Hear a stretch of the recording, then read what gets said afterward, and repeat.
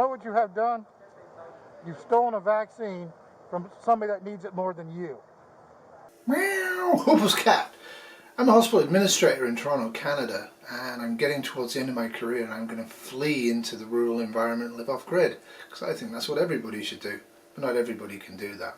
Those who've been following along with my channel, I've done a couple of videos and mentioned quite a few times that I'm personally quite agitated and annoyed at the vaccination process my hospital chose to use in Ontario, which excluded me from the vaccination. So I'm going to talk a little bit about that, because, good news,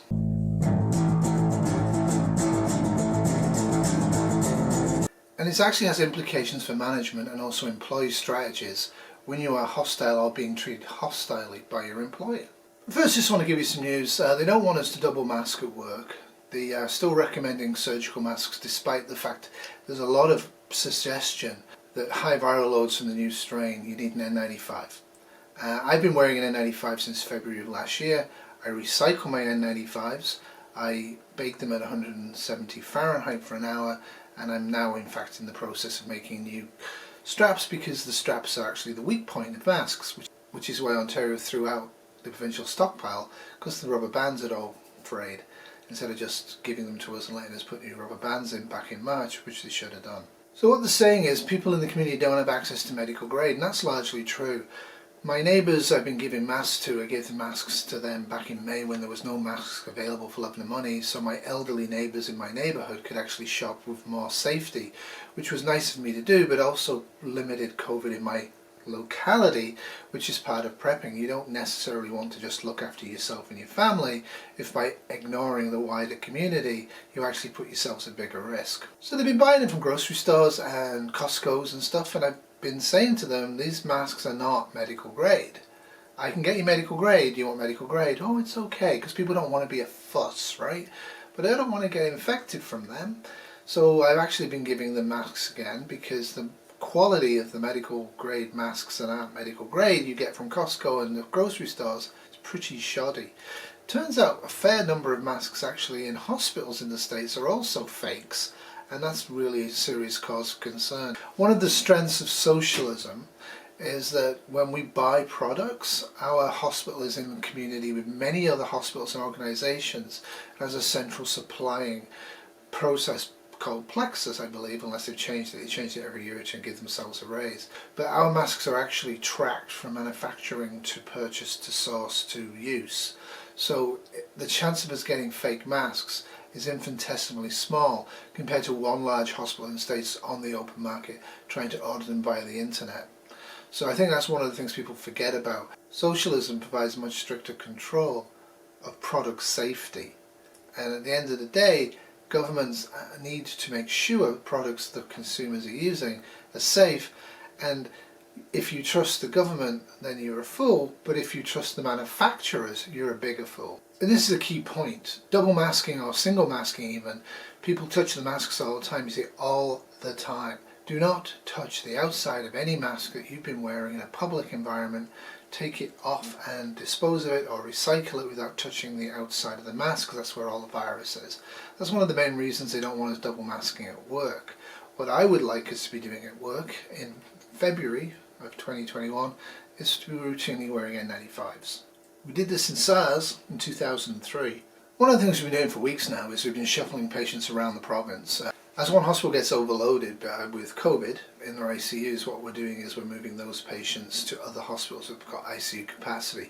My hospital's a large one. We've routinely been bringing people in, we've been routinely moving patients out. One of the things, it's actually illegal to move people in from one caregiver to another in Ontario without the person's expressed consent.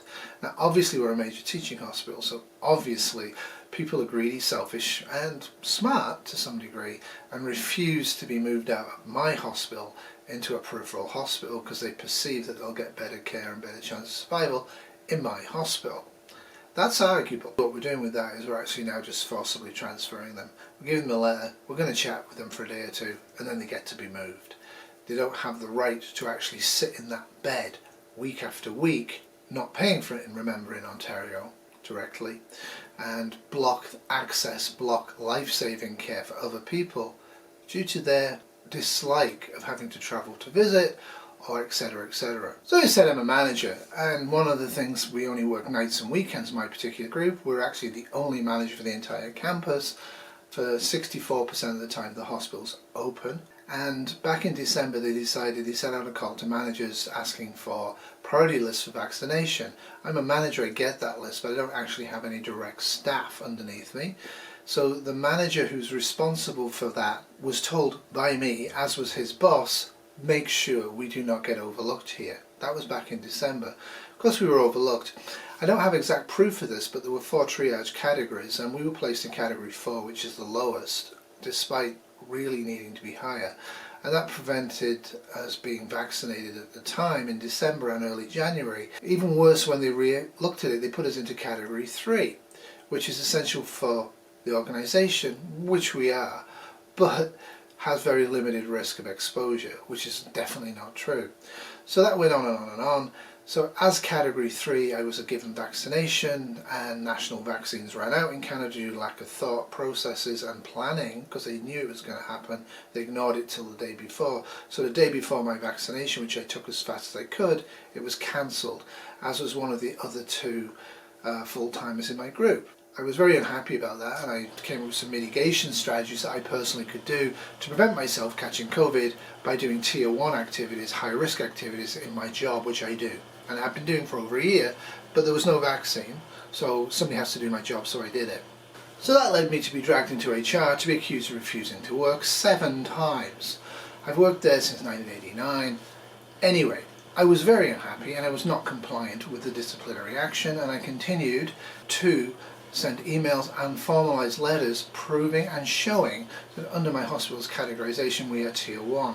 Specifically tier 1 due to the fact that we're on the cardiac arrest team and all the other code teams at night. I'm the only manager, I go, I represent risk, I go. But we're also, a specific reason, they've made code whites, which is violent patient, staff or visitor, an aerosol generating activity, which it should have been right from the beginning, but again the people making the policies don't actually do the job, so they don't actually understand all the intricacies of what goes on in a hospital, especially at night.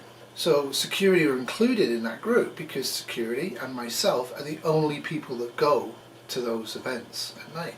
And anyway, that was ignored, that's been ignored, a whole bunch of stuff happened. Fast forward to yesterday, the manager who was responsible for allocating my priority list has been fired and terminated, which is actually good, because this is one of multiple incompetencies that person has done over the last 3.5 years. The fact they've been there for 3.5 years without being fired is absolutely appalling. And I think the guy's okay, a bit of a sexist, and I was making cracks 2 weeks ago about this being like Rideau Hall in my hospital, but the thing of it is, it's actually effective action, because that produces a gap. And without him there, efficiency will rise in the departments that he covered, the 2 departments he covered. It will rise, and it makes me feel a lot happier. But nobody is actually owning up to this date. The director in charge of all of this, who's responsible for all of this, who also happens to do emergency planning, is still not actually saying, yes, we messed up, yes, this was wrong, no, I should not have dragged you into HR, that was wrong. They cannot accept responsibility for their own failings.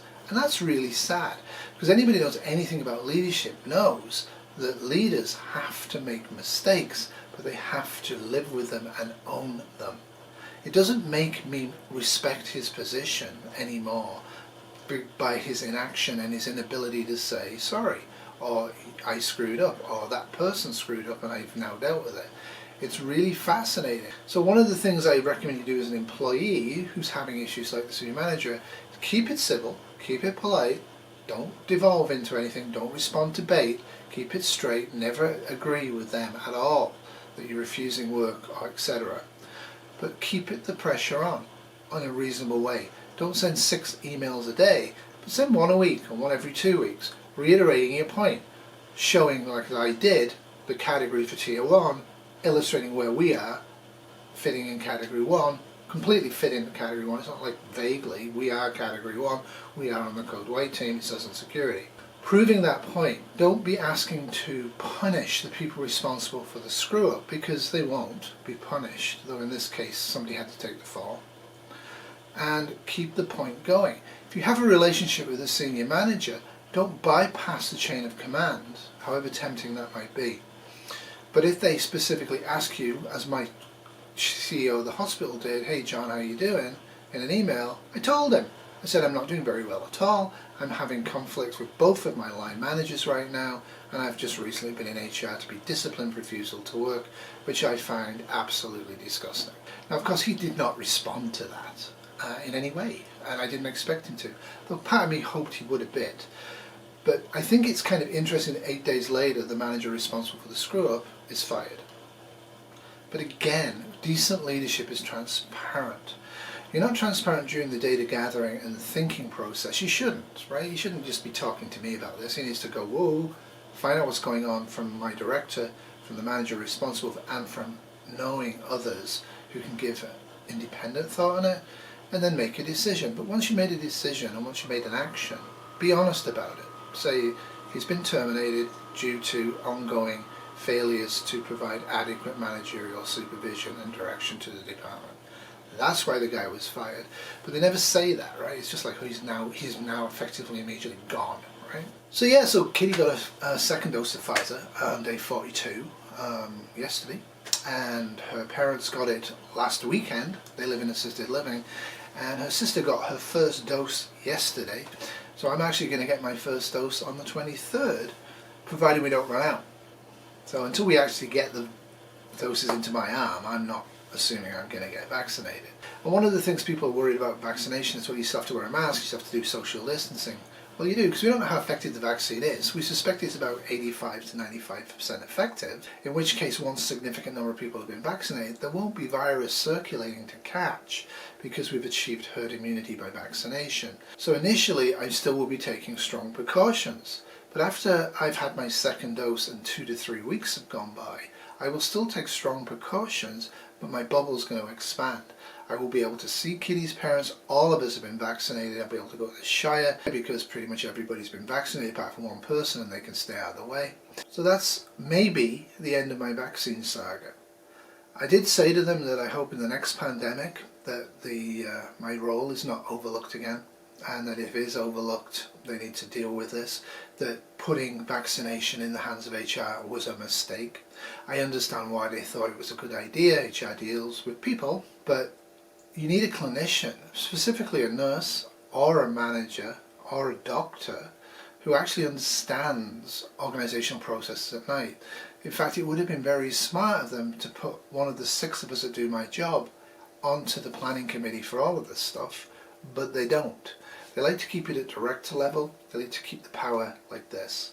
On other news, the hospital's only got about 21 COVID positive patients. We're still getting about 1 to 2 positives showing up unexpectedly a day. And we're still wondering about what's going to happen if we have a big upswing from new variants. Who knows? Will there be a third wave? Yes, there might be. There may not be. Nobody knows. And the thing of it is that we're completely unready for a mass casualty event, which it would in fact turn into. We're very overwhelmed. We're doing everything we can to do all the surgeries we can possibly do, and we didn't have enough beds really for the surgeries we had to do before COVID broke out. That's all for me. I'll probably film my vaccination process. You go in, you line up, you sign a form, you show your OHIP card, and they stick it in your arm and you're okay. Kitty was sore for about 48 hours afterwards. Not particularly sore, but sore enough to know it was sore. So she definitely had an adverse reaction to the second dose of the Pfizer vaccine, but she didn't catch COVID, and she hasn't died from it, she hasn't been hospitalised from it, and she doesn't have long COVID, and she hasn't given it to me as yet. For all of those reasons, when tens of millions of people have had the vaccination, and we can tell there's almost no side effects, we're not seeing any hospitalisation at all at the moment in my hospital from this, and at least tens of millions have been exposed to COVID, the disease, and over 1 million or more have died. I think it's pretty clear to me that you need to be really sensibly looking at this on a risk balance analogy. The idea that it's an untried vaccine isn't true. It's definitely been tried now. The idea that it was just rushed without thought isn't true. They really thought closely how they could accelerate the process, and they've been doing this for decades, trying to figure out how to do rapid new vaccination programs in a pandemic. None of this stuff was unknown, and it's just rampant craziness to say I'm not having the vaccine because it's new and untried, when it is actually new, but it's very much been tried. And the risk of catching COVID is far higher and far worse than anything you can probably get from the vaccination. That's my take on it. I know opinion varies, but the distrust of things that actually prep you to make you safer and mitigate an SHTF is kind of crazy to me. And I don't understand why preppers actually would refuse help from the government if it helps them in an SHTF. I can understand why they might distrust the government's ability to help them in an SHTF, and that to my mind is smart. But to reject a vaccine for the reasons that people are rejecting it, freedom, my body, all those things are crazy. Anyway, toodles. This has been a Dog in a Bonnet production, 2021.